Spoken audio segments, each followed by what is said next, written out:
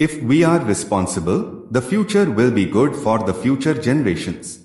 Bharatiya Nagarik Suraksha Sanhita, BNSS, 2023. Chapter 20, Trial of Warrant Cases by Magistrates, Sections 250 to 259. Chapter 20 of the Bharatiya Nagarik Suraksha Sanhita, BNSS, 2023, outlines the procedures for the trial of warrant cases by magistrates. Warrant cases involve offences that are generally more serious and punishable by more severe penalties, including imprisonment for a term exceeding 2 years. Sections 250 to 259 provide a detailed framework to ensure that these trials are conducted fairly, efficiently, and in accordance with the principles of justice. Section 250, Cases instituted on a police report. Section 250 specifies the procedure for warrant cases that are instituted based on a police report. This includes the formal presentation of the charge sheet by the police to the magistrate. Key points: presentation of charge sheet.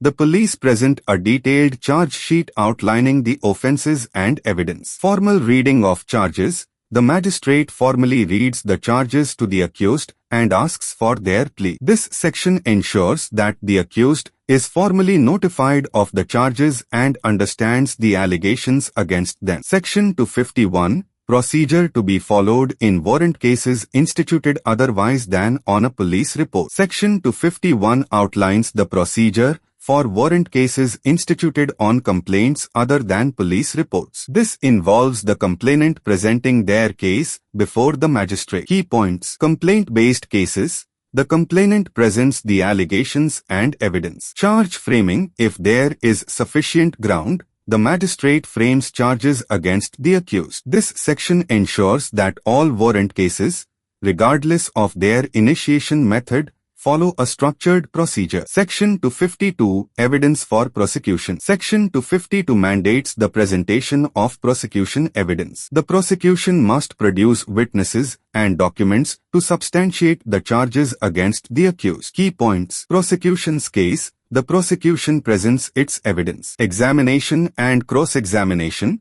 Witnesses are examined and cross-examined to establish the facts. This section ensures a thorough examination of the evidence presented by the prosecution. Section 253, Discharge of Accused. Section 253 allows the magistrate to discharge the accused if, after considering the evidence, there is no sufficient ground for proceeding with the trial. Key points: insufficient evidence. If evidence is inadequate, the accused is discharged. Reasoned order.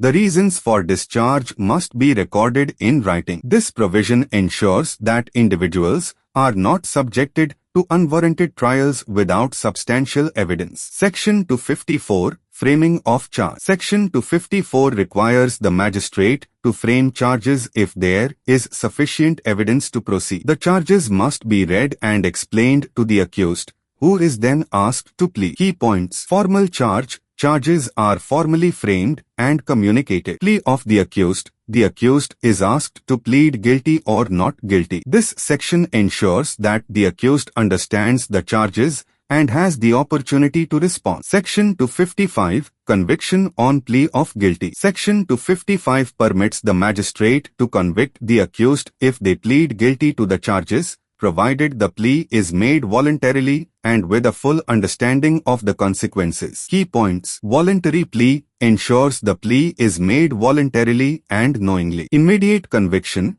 The magistrate can convict based on the guilty plea. This section ensures a swift conclusion to the trial if the accused admits guilt. Section 256, Evidence for Defense. Section 256 outlines the procedure for the defense to present its evidence. The accused can produce witnesses and documents to refute the prosecution's case. Key points: defense's case. The accused presents their evidence. Examination and cross-examination. Defense witnesses are examined and cross-examined. This provision ensures that the accused has a fair opportunity to present their defense. Section 257, Acquittal or Conviction. Section 257 mandates that after considering all the evidence and arguments, the magistrate must either acquit or convict the accused. Key points: judicial decision. The magistrate delivers a judgment based on the evidence. Acquittal or conviction. The accused is either acquitted or convicted. This section ensures a final resolution of the case based on a comprehensive review of the evidence. Section 258 Sentence. Section 258 outlines the procedure for sentencing if the accused is convicted. The magistrate must consider any mitigating or aggravating circumstances before passing the sentence. Key points. Sentencing hearing. Arguments on the appropriate sentence are heard. Consideration of circumstances. The magistrate considers all relevant factors before deciding the sentence. This section ensures that sentencing is fair and proportionate to the offense. Section 259 Withdrawal of complaint. Section 259 allows the complainant to withdraw the complaint with the magistrate's permission at any stage before the final order is passed. Key points. Complainant's right. The complainant can request to withdraw the complaint. Magistrate's approval. Withdrawal is subject to the magistrate's approval. This provision ensures that complaints can be withdrawn if there are valid reasons, preventing unnecessary continuation of proceedings. Summary. Chapter 20 of the BNSS, 2023, provides a detailed framework for the trial of warrant cases by magistrates. Through sections 250 to 259, it ensures that trials are conducted fairly, efficiently, and in accordance with the principles of justice. The chapter outlines procedures for initiating trials, presenting prosecution and defense evidence, framing charges, handling pleas, and delivering judgments and sentences. By providing these structured procedures, the chapter ensures that warrant cases are handled with due diligence, protecting the rights of the accused while ensuring that justice is served. Stay informed. Live in comfort.